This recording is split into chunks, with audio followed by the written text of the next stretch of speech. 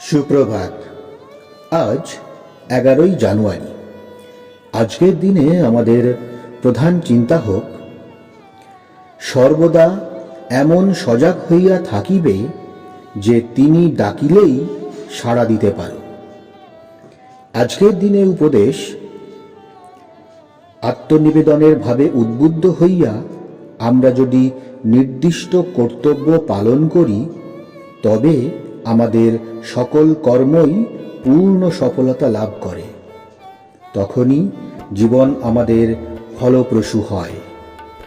মহৎ উদ্দেশ্য প্রণোদিত হইয়া আমরা কাজ করিলে কর্ম উৎকৃষ্টও নয়, অপকৃষ্টও নয়।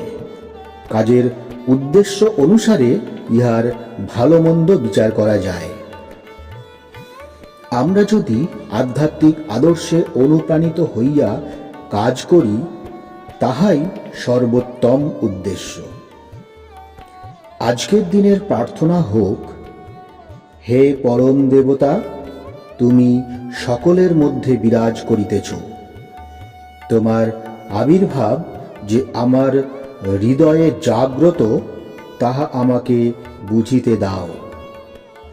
সকল অনিত্য অবস্থার মধ্যে আমাকে নিয়ত সতর্ক থাকিতে দিও।